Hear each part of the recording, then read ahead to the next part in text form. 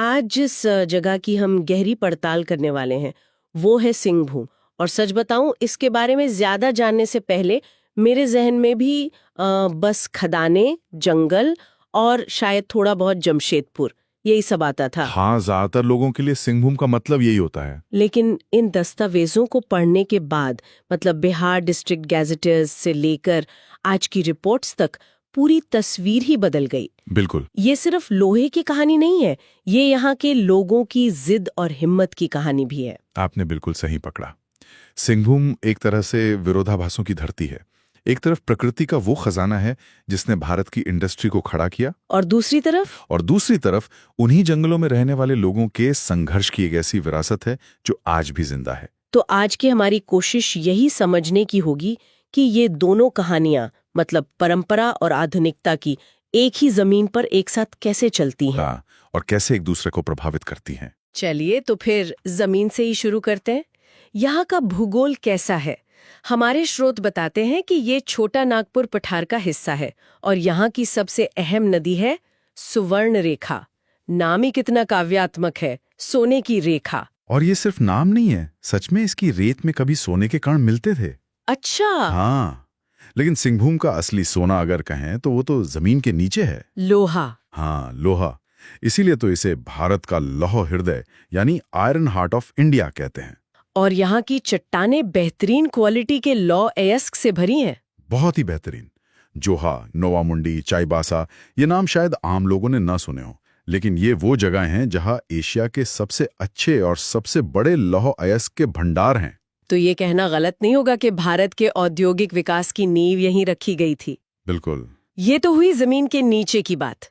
और जमीन के ऊपर स्रोतों में बार बार साल के घने जंगलों का जिक्र आता है। हाँ, और यहाँ सारंडा वन का जिक्र करना तो बेहद जरूरी है। ये एशिया का सबसे बड़ा और सबसे घना साल का जंगल है।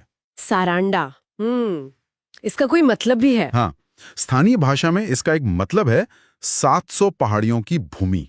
700 पहाड़ियों की भूमि। हाँ, आप कल्पना कीजिए, 700 पहाड़ियों तक फैला हुआ एक विशाल जंगल।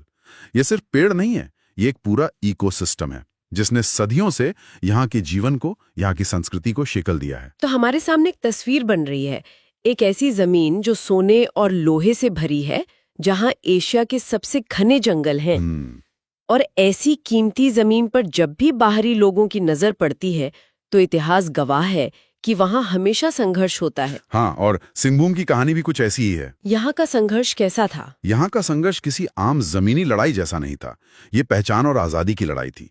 स्रोतों में लड़का कोल का जिक्र बार बार आता है। लड़का कोल, ये कौन थे? ये कोई अलग जनजाति नहीं थी, बल्कि सिंहभूम के जो हो आदिवासी हैं, उन्हीं को उनकी जबरदस्त बहादुरी और युद्ध कौशल की वजह से लड़का कोल यानी फाइटिंग कोल्स कहा जाता था। अच्छा। इनकी खासियत थी, ये सदियों तक आजाद रहे।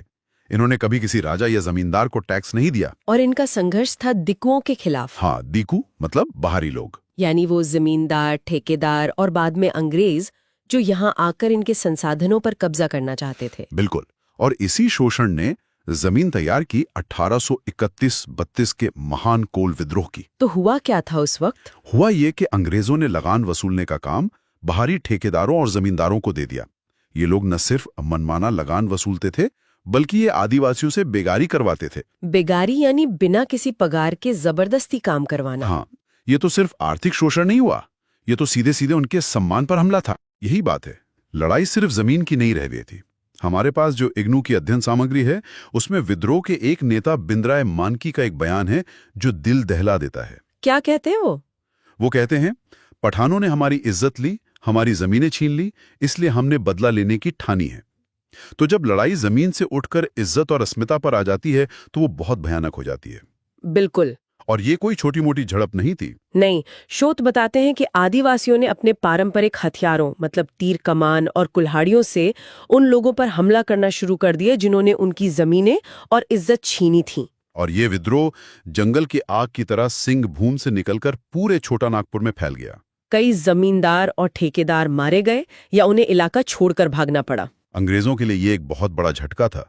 उन्हें अंदाजा ही नहीं था कि ये शांत दिखने वाले आदिवासी इतना संगठित और इतना भयानक विद्रोह कर सकते हैं। उन्हें इसे दबाने के लिए अपनी पूरी बटालियन बुलानी पड़ गई थी, है ना? हाँ, रामगढ़ बटालियन को बुलाना पड़ा और बड़ी मुश्किल से भारी सैन्य बल का इस्तेमाल के बाद ही वो इस विद्रोह को शांत कर पाए। लेकिन कहानी यहीं खत्म नहीं हुई।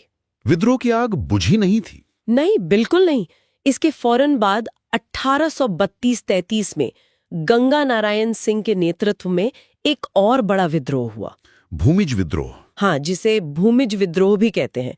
और इसमें भी सिंहभूम के हो लोगों ने, यानी लड़का कोल ने, गंगा नारायण का पूरा साथ दिया। तो ये विद्रोह लगातार होते रहे। हाँ, और भले ही गंगा नारायण इस युद्ध में मारे गए, लेकिन इन लगातार विद्रोहों ने अंग्रेजों के दिमाग में एक बात साफ कर दी। उन्हें समझ आ गया कि लड़का कोल को सिर्फ बंदूक की नोक पर नहीं हराया जा सकता। मतलब उन पर सीधे अपने कानून थोप कर राज करना नामुमकिन है। बिल्कुल, उन्हें अपनी रणनीति बदलनी ही पड़ेगी। नहीं, एक बहुत बड़ा और ऐतिहासिक नतीजा निकला, और ये लड़का कोल के संघर्ष की सबसे बड़ी जीत थी। वो क्या था? 1837 में अंग्रेजों ने विल्किंसन रूल्स लागू किए। कैप्टन थॉमस विल्किंसन उस वक्त गवर्नर जनरल के एजेंट थे। वो एक समझदार अफसर थे और उन्होंने देख लिया था कि कोल्हान के इस इलाके में अगर अंग्रेजी कानून थोपने की कोशिश की गई तो ये विद्रोह कभी खत्म नहीं होंगे। और इन नियमों ने क्या बदला? मुझे जो बात सबसे दिलचस्प लगी वो ये थी कि विल्किंसन ने उनकी पारंपरिक व्यवस्था को ही मान्यता दे दी। हाँ, मानकी मुंडा व्यवस्था, जो आदिवासियों की अपनी पंचायत जैसी व्यवस्था थी, उसे सिर्फ मान्यता नहीं दी, उसे सरकारी ढांचे का हिस्सा बना दिया। कैसे? मुंडा को गांव का मुखिया और मानकी को कुछ गांव के समूह का प्रमुख बनाकर उन्हें लगान वसूलने और छोटे मोटे दीवानी मामले निपटाने का कानूनी अधिकार दे दिया। वो फायदे हुए। एक, विद्रोह की आग काफी हद तक शांत हो गई क्योंकि लोगों को लगा कि उनकी अपनी व्यवस्था को सम्मान मिल रहा है। और दूसरा, उन्हें लगान वसूलने के लिए एक बना बनाया स्थानीय सिस्टम मिल गया जिसे लोग मानते भी थे और समझते भी थे। और सबसे हैरान करने वाली बात तो ये है कि हमारे स्रोत बताते हैं कि ये नियम, विल्किंसन रूल्स, आज भी कोल्हान क्षेत्र में दीवानी मामलों के लिए मान्य हैं। हाँ, आज भी, आजादी के 75 साल बाद भी। एक अंग्रेज के जमाने का कानून आदिवासियों के अधिकारों की रक्षा कर रहा है, शायद इसलिए क्योंकि वो कानून उनकी अपनी परंपरा से निकला था, उन पर थोपा नहीं गया था। बिल्कुल। यह हमें सिखाता है कि जमीनी हकीकत को समझे बिना बनाए गए कानून अक्सर फेल हो जाते हैं। विल्किंसन ने वो किया जो आज भी कई सरकारें नहीं कर पाती। उन्होंने मौजूदा व्यवस्था को मान्यता दी, उसे तोड़ने की कोशिश नहीं की। सही कहा। लेकिन सिंहभूम की कहानी में इसी वक्त एक और बिल्कुल नया मोड़ आ रहा था। और फिर कहानी में एक बिल्कुल नया मोड़ आता है। 1907, जमशेदपुर। एक ऐसा मोड़ जिसकी किसी ने कल्पना भी नहीं की थी, जहां एक तरफ आदिवासी अपने जंगलों और अपनी पारंपरिक व्यवस्था के लिए लड़ रहे थे, वहीं दूसरी तरफ जमशेदजी टाटा उसी जंगल में भारत का औद्योगिक भविष्य देख रहे थे। हाँ, ये एक जबरदस्त विरोधाभास है। साकची नाम के एक छोटे से आदिवासी गांव को चुना गया और वहां Tata iron and steel company यानी टिस्को की नींव रखी गई। आज जमशेदपुर को देखकर यकीन करना मुश्किल है कि 1907 में ये सिर्फ एक आदिवासी गांव था। बिल्कुल। उस जमाने में बिना आधुनिक मशीनों के घने जंगलों के बीच, जहां मलेरिया और जंगली जानवरों का खतरा था, वहां एक विशाल स्टील प्लांट लगाना ये किसी सपने जैसा लगता है। और सिर्फ प्लांट नहीं, उन्हें एक पूरी टाउनशिप बसानी थी। सड़कें, घर, बाजार, अस्पताल, सब कुछ शून्य से शुरू करना था। इंजीनियरिंग और सामाजिक दोनों नजरियों से एक बड़ा दांव था। देखते ही देखते वो इलाका जो विद्रोह और संघर्ष का केंद्र था, वो भारत के पहले नियोजित औद्योगिक नगर जमशेदपुर यानी स्टील सिटी में बदल गया। हजारों लोगों के लिए रोजगार और अवसरों का एक नया केंद्र बन गया। तो एक ही धरती पर दो तस्वीरें हैं। एक तरफ अपनी परंपराओं को बचाने का सफल संघर्ष जिसकी निशानी है विल्किंसन रूल्स, और दूसरी तरफ देश के औद्योगिक विकास का सबसे बड़ा प्रतीक जमशेदपुर। इस विकास के साथ साथ यहाँ की संस्कृति का क्या हुआ? क्या वो इस औद्योगिक लहर में कहीं खो गई? नहीं, और यही सिंहभूम की खासियत है। यहाँ की संस्कृति प्रकृति से इतनी गहराई से जुड़ी है कि वो आज भी जीवंत है। जैसे कि बाहा और माघे जैसे प्रमुख त्योहार आज भी उसी उत्साह से मनाए जाते हैं। ये त्योहार प्रकृति और खेती से जुड़े हैं, फसल बोने और काटने के उत्सव हैं। महिलाएं आज भी अपने पारंपरिक गहने पहनती हैं, जैसे गले में हंसुली और पैरों में पायजेब। और भाषाएं? मुंडारी और संताली जैसी भाषाएं सिर्फ बोली नहीं जाती, वो यहाँ की पहचान का एक बहुत मजबूत हिस्सा हैं। हमने देखा कि कैसे सिंहभूम में जमीन और संसाधनों को लेकर संघर्ष हुआ। पहले आदिवासियों और दिक्कुओं के बीच, फिर उद्योग और परंपरा के बीच। क्या ये संघर्ष आज भी किसी नए रूप में जारी है? बिल्कुल। और आज ये संघर्ष दुख की बात है कि इंसानों और जानवरों के बीच हो रहा है। मानव हाथी संघर्ष। हाँ, जो जंगल और जमीन कभी हो लोगों के जीवन का आधार थे, वही अब हाथियों के भी हैं। और जैसे जैसे खनन, शहरीकरण और उद्योगों के लिए जंगल कट रहे हैं, हाथियों के रहने की जगह और उनके रास्ते, जिन्हें एलिफेंट कॉरिडोर कहते हैं, वो खत्म हो रहे हैं। हाँ, वो सिकुड़ रहे हैं। नतीजा ये होता है कि हाथी भोजन की तलाश में इंसानी बस्तियों और खेतों में घुस आते हैं। और इसके जो आंकड़े हमारे स्रोतों में हैं, वो वाकई डराने वाले हैं। आउटलुक इंडिया की एक रिपोर्ट बताती है कि चाईबासा में सिर्फ 9 दिनों के अंदर हाथियों के हमले में 22 लोगों की जान चली गई। 22 लोग? सिर्फ 9 दिनों में। ये कोई छोटी मोटी घटना नहीं, ये एक बहुत बड़ा संकट है। ये संकट दिखाता है कि विकास और पर्यावरण के बीच संतुलन बनाना कितना जरूरी और कितना मुश्किल है। ये एक जटिल समस्या है जिसमें स्थानीय लोगों की जान की सुरक्षा और हाथियों का संरक्षण, दोनों के बीच एक रास्ता निकालना होगा। तो चुनौतियां तो है, लेकिन क्या यहाँ कोई सकारात्मक पहलू भी है? हाँ, बिल्कुल। इन चुनौतियों के साथ साथ यहाँ पर्यटन की भी बहुत संभावनाएं हैं।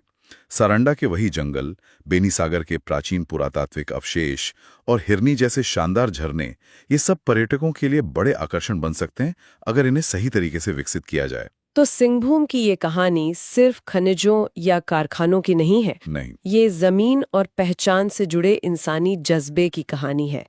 एक तरफ लड़का कोलकस अपनी आजादी के लिए संघर्ष है, तो दूसरी तरफ जमशेदजी टाटा का एक औद्योगिक राष्ट्र बनाने का सपना। यहाँ विरासत और भविष्य एक दूसरे से बहुत गहराई से जुड़े हुए हैं।